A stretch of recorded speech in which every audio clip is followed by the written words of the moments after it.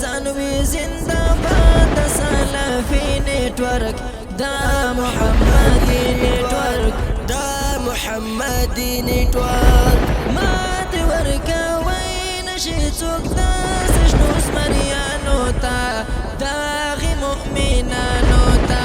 داغي مؤمنانو ته داغي مؤمنانو ته هی نشي ټینګېدی ورته میدان کې بدعتي نتورک دا محمدي نتورک دا محمدي نتورک باطل تریپولر زانوي زندباد سلفي نتورک دا محمدي نتورک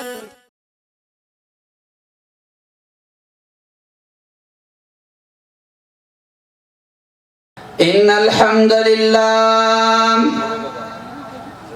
نحمده ونستعينه ونستغفره ونعوذ بالله من شرور أنفسنا ومن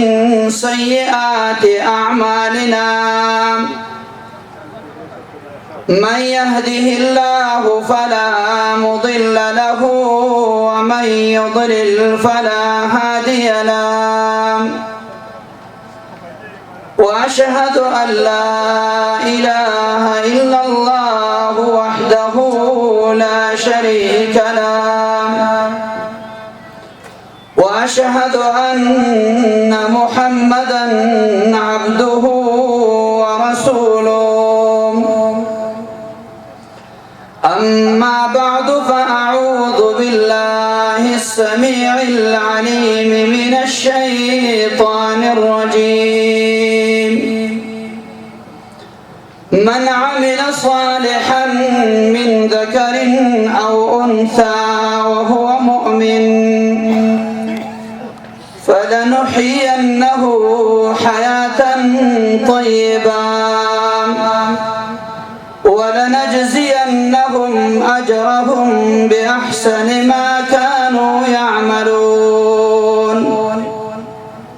زماد إسلام غيور مسلمانانو او خاص کر کی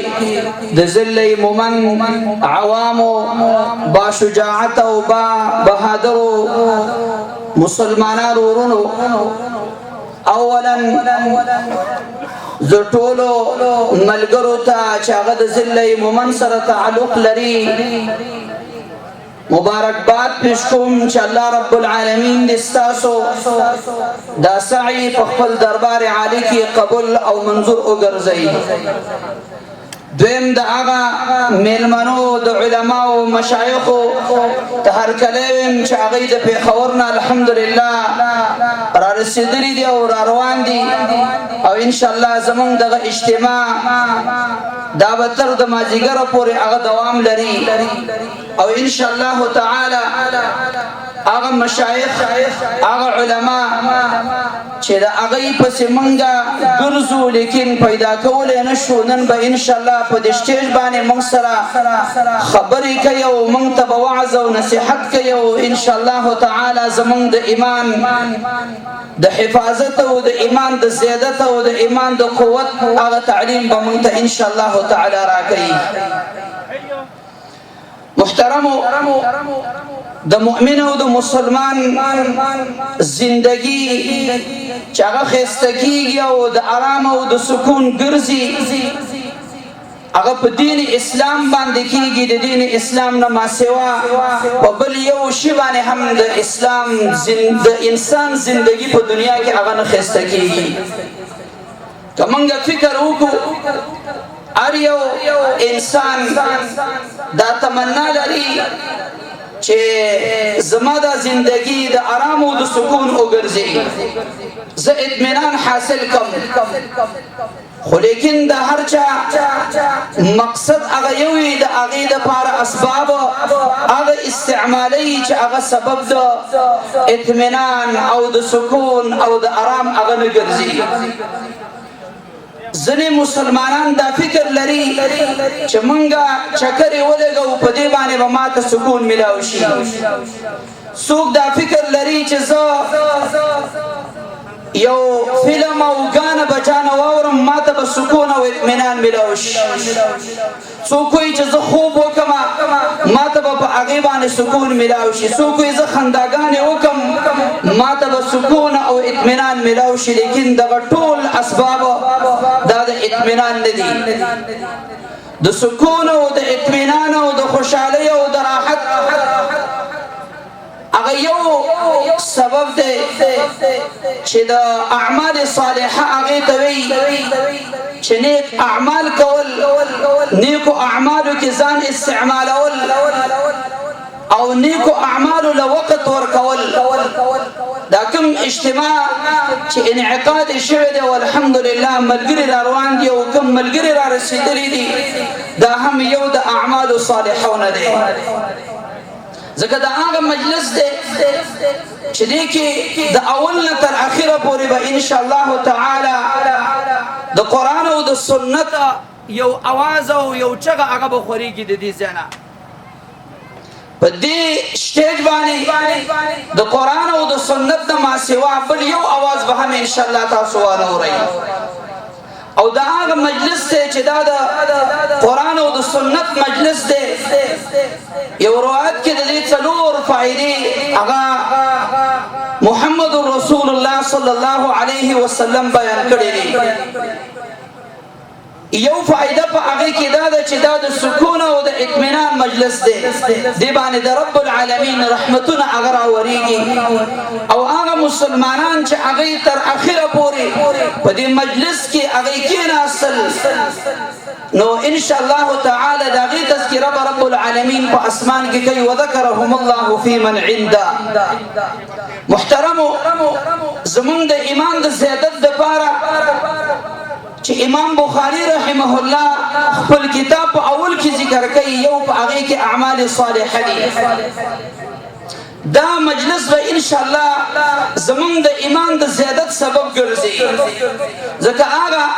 موضوعات باندې په هغه اړخونو او جوانب او په طرفونو باندې به ان شاء الله مشایخ بیانات کوي چې هغه زمون ایمان هغه غوښتنه کوي چې هغه مونږ واورو او په هغه باندې به عمل کوونکي جوړ شو ان شاء الله د ټول ملګرو نه یو ځل زما به دا درخواست دی خاص کر کې انتظامیه ولانه چې بهر څومره ملګري د ټول لادن کې پندال تراشي دا خپل مجلس د الله د کتاب باندې د هغه شروع کو تلاوت د کلام الله د پاره زه دعوت ورکوم فضیلت الاخ قاری عبد الشکور حفظه الله تعالی چې هغه د شب قدر نه تشریف راوړی دی چې راشي او موږ ته د قران کریم یو څو کلمات هغه تلاوت قاری عبد الشکور حفظه الله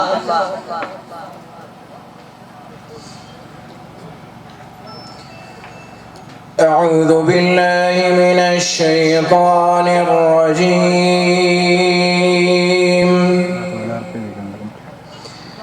بسم الله الرحمن الرحيم قال رب إني دعوت قومي ليلا ونهارا فلم يزدهم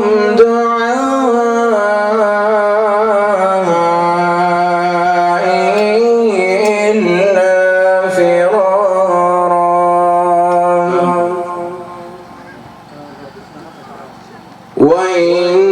وإني كلما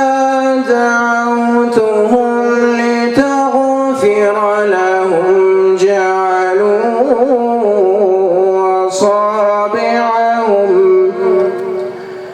جعلوا أصابعهم في آذانهم واستغشوا ثيابهم وأصروا واستكبروا استكبارا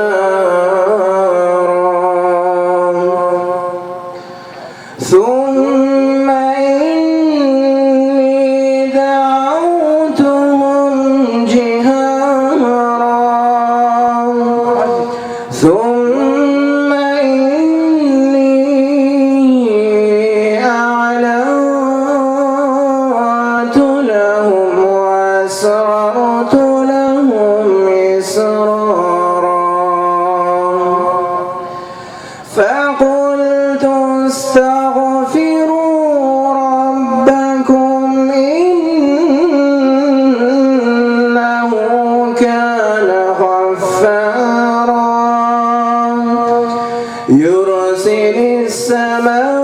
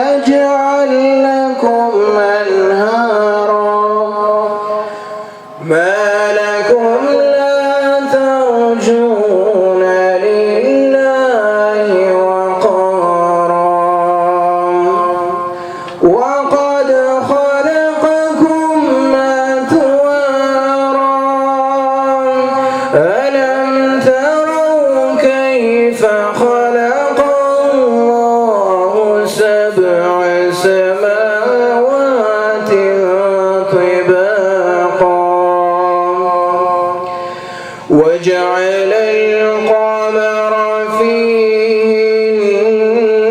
فيهن نورا وجعل الشمس سراجا والله أنبتكم من الأرض نباتا ثم يعيدكم فيها ويخرجكم إخراجا والله جعل لكم الأرض بساطا